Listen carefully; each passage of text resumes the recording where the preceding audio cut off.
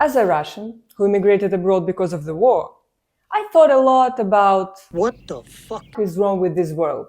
It took me a long time to accept the situation and find an explanation of why this is happening. How come, in the second millennium, with all those memories of the horrors of war, would anybody want to make one? Don't you have other things to do? As I further realized, here are my problems. First, I have not yet seen enough shit in life. Second, I'm stuck in my informational bubble.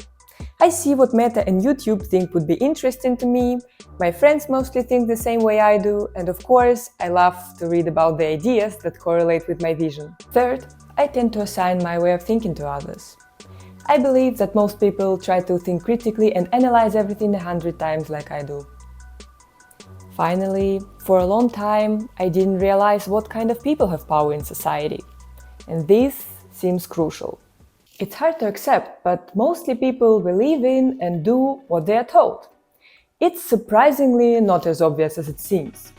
Even people who are overthinkers, who think super critically, who analyze everything, they do that due to upbringing, education and media. Now, the question is, who decides what to teach pupils, what ideas to put in people's minds, what to broadcast in media, and what sides of life to highlight?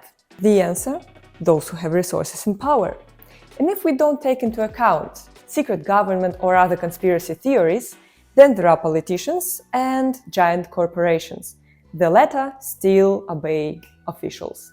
So basically, it leads us to the thought that what happens in society is a result of vision and decisions of a few people at the top of the government. Now I hope you understand the importance of what they think. And now, more about the mighty. Who seek power and money? Not just to live comfortably and be respected. We all want that. But much extra. Psychologists say that people with such priorities in life are often not psychologically healthy. One of the examples can be psychopaths. Just look at the definition. Psychopathy describes a set of personality traits and behaviors frequently associated with a lack of emotional sensitivity and empathy, impulsiveness, superficial charm, and insensitivity to punishing consequences. Another example can be narcissism.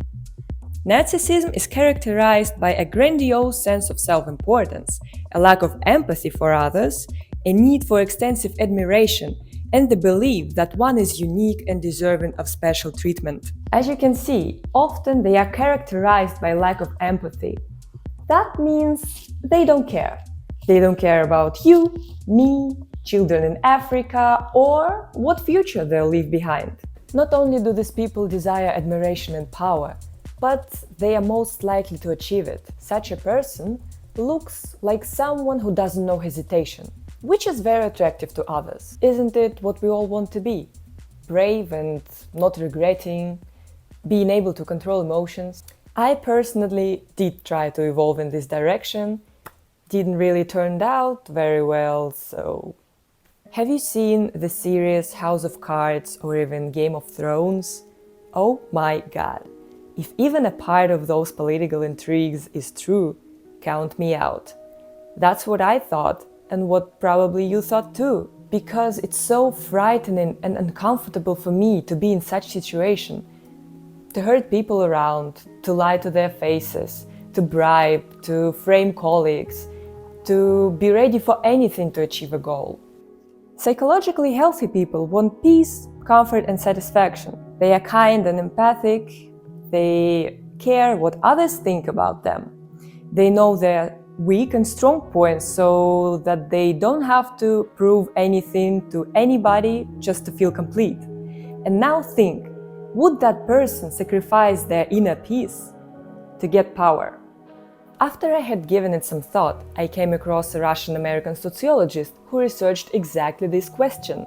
His name is Peterim Sorokin, and he is considered the father of Russian sociology, and if I'm not mistaken, American as well. He was born in 1889 in the Russian Empire and died in 1968 in the USA. So he witnessed the revolution of 1917 and the formation of the communists, 2 world wars, the threat of nuclear war, and was immersed in the topic of power. So this PTD, as a result of his studies, came to the conclusion that a big number of officials are indeed psychopaths and sociopaths. Moreover, the intellectual level of these individuals is lower than the average in the population. The ruling group mostly has people at different ends of spectrum, that is, either mentally gifted or mentally retarded.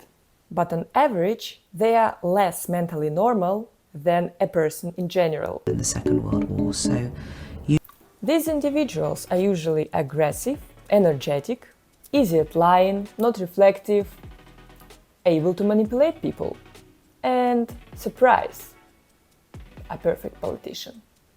All this explains to me the chaos that is happening around right now. Well, not only now, but always. It's just that my country attacked its neighbor, and then my friends were hiding from bombs in Israel, so it suddenly became my concern.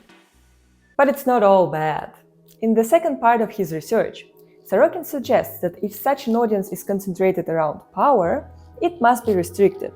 He writes, "The more closed and monopolistic the ruling group is, the more immoral and criminal its behavior is, which means that power must be divided and limited." And here we come to democracy.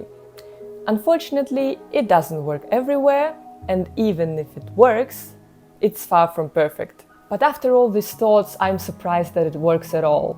For the last 25 centuries, humanity haven't come with anything better than this, and slowly we are spreading democracy all over the world, and people really live with more dignity and freedom nowadays than before.